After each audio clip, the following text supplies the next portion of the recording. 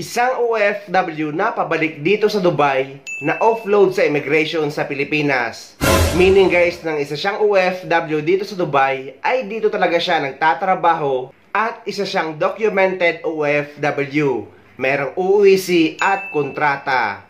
Iba pa ito sa na-experience ng isang OFW na na-offload sa Pilipinas na may connecting flight naman sa Dubai na papunta sa bansang Kuwait. Itong si kabayan na documented OFW dito sa Dubai ay nagbakasyon lang sa Pilipinas at nakakuha or naka-acquire ng UUIC exemption at babalik lang din sa parehong employer.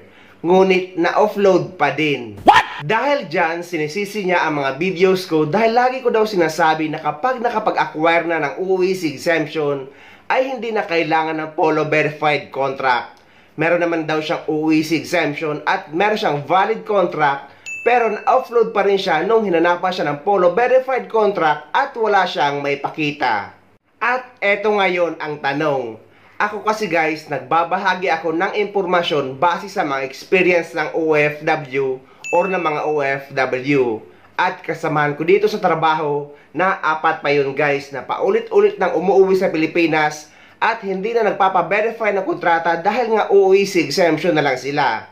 At yun din ang sinabi sa kanila ng taga-Polo at pati ng DMW nung tinanong ko. Na kapag nakapag-acquire na ng UUIC exemption ay hindi na kailangan ng bagong Polo verified contract kung babalik lang naman sa parehong employer at wala namang any employment changes. Tinanong ko ngayon si kabayan kung ilang buwan na ba siyang nakabakasyon sa Pilipinas. Dahil ang immigration ay hindi naman yan basta-basta mag-offload ng OFW kung walang valid reason. Tapos ako pa ang sisisihin. Ang sabi ni kabayan ay 6 na buwan na daw siya nakabakasyon sa Pilipinas. Kaya naman pala siya na-offload dahil may rules dito sa United Arab Emirates na kapag 6 months ka na outside UAE ay automatic nang makakanceled ang working visa nyo dito sa Dubai. At aware dyan ang Bureau of Immigration kaya hinahanapan kayo ng bagong Polo verified contract. At ang minimum na vacation ng isang OFW ay 1 hanggang 2 months lang.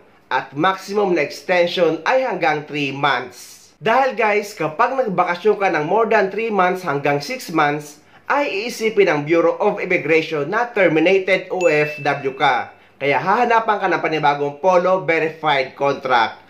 At aware nga sila sa rules dito sa United Arab Emirates na kapag nag-stay ka outside UAE ng more than 6 months or 6 months pataas, ay automatic nang cancelled ang working visa nyo.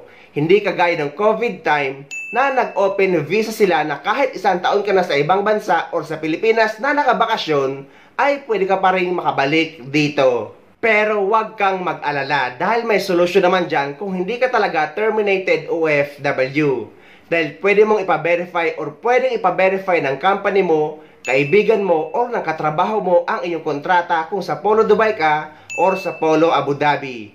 Dahil dito sa United Arab Emirates ay allowed magpa-verify ng kontrata ang mga representative. At after mapa-verify ay isisend lang sa'yo through email or WhatsApp.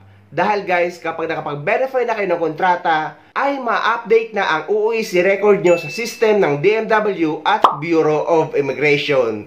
Dahil nga integrated na ang mga system ng DMW, Immigration at ng Polo dito sa ibang bansa. Sana malinaw ang pagpapaliwanag ko sa inyo or sa iyo kung sino ka man kaysa sisihin mo ako.